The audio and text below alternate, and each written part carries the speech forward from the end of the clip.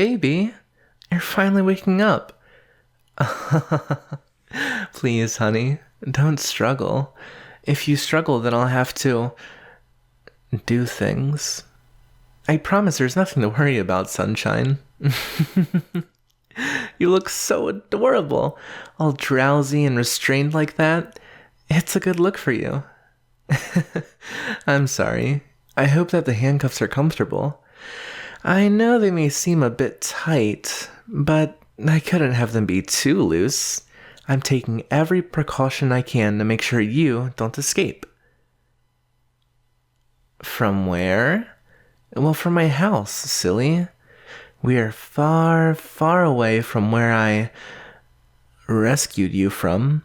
And truth be told, even if you did escape, then you'd have to walk for miles and miles and miles before you found civilization. But even so, I just can't risk it. You are my prized possession, my hope diamond, my Mona Lisa. You are a work of art. You are my everything. Sorry if I got a little weird there with my speech. It's just, when I look into those sweet, sleepy eyes of yours, and when I think about you, it's just hard not to ramble. I could go on and on about every little thing that I like about you, how much I admire you, how perfect you are. I mean, can you really blame me for being obsessed? I don't know how it's possible for everyone you know to not be fawning over you. Hey, what's wrong? Was it something I said? I didn't mean to upset you, my dear. Why do you still look so panicked? Who am I? Oh, I suppose it might be weird hearing a stranger say all those things about you, so allow me to introduce myself. My name is Parker. I doubt you really know me, but we work together. Or, we used to work together. I don't really think either of us can go back there after this, but that's perfectly okay because I get to spend all my time with you. Now, where was I? Oh, right. We work together. I saw you every single morning at the front desk. You were a receptionist, right? Well, I was in the back office most of the time working in my cubicle. It was pretty boring work. In reality, I felt pretty empty for many years. Coming into work day after day, staring at a screen, doing the same thing for so many hours, things were so gray, so dull. I felt like I was just stuck in a loop, and I was just living because dying seemed too scary. But then you started working there, and that's when it happened. That's when I realized my purpose. Seeing you at the front desk every morning, so bright and full of life, always with a smile on your face, even on rainy days. I don't know why, but I just connected to you.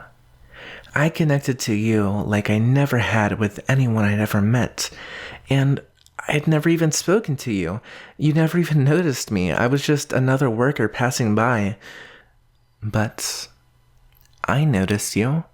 It was impossible for me not to. From there, I studied you as closely as possible. I'd tail your car after you left work. I found out very quickly where you lived, and then I'd keep watch even on the days that you weren't working. I bugged your car so I could see everywhere you went, all the stores you went shopping at, your favorite restaurants. But then I saw you go to a boy's house. I don't know who he was, but it doesn't matter. He's out of the picture now. You're mine and I'm yours, and I know how weird and confusing things might seem right now, but you'll come around. I'll take care of you. Because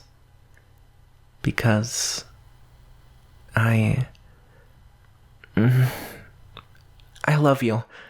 I've loved you ever since I saw you on that first day of work, and... darling, don't say things like that. See, I'm perfect for you. I'm perfect in every category. I know everything about you. Your favorite foods, favorite colors, favorite things to wear, favorite movies to watch. I even know what you look for in a guy. I change my hair color, my clothing, my style. I'll even act how you want me to act. I know you like guys who are confident and smart and loyal, and I am more loyal than anyone you have ever met. You're all I want. All I need. I was made to be yours. And yet, despite everything I've done for you, all the time and all the effort I put into studying you and changing myself to fit your needs, you still chose that one sleazy boy over me. You didn't even know my name up until a few minutes ago. So, why? Why did you choose him? You've gone quiet. I suppose I should just move on and forget about him. As should you. He's out of the picture now anyways. I took care of him. I wanted to get close to him. I wanted to see what it was you liked about him. Why you thought he was so much better than me. I suppose I let my emotions get the better of me, though. After seeing him, seeing the disgustingly unworthy piece of filth that he was, I couldn't take it. I couldn't stand knowing that he was the one you had chosen. He was such filth, and I got rid of him. I'd never actually done it before. I'd gotten angry, and I'd thought about doing things to people, but he was the first person who actually drove me to stabbing someone, and it was just so satisfying. Seeing him cry and beg for his life like the coward he was as my knife entered and exited his stomach over and over and over again.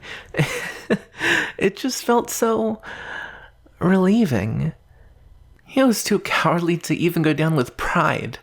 He was crying like the pathetic child he was. Oh? And now you're crying. Baby, there's no use in crying over spilt milk. Out with the old and in with the new, right? I'll treat you better than he ever could. I wish I could say I don't like it when you cry, but you're so pretty when you cry. But it's okay, baby. I love you so much. And you love me too, don't you? What did you say? Honey, I think you're just a little confused. I'll ask you one more time. You love me too, don't you?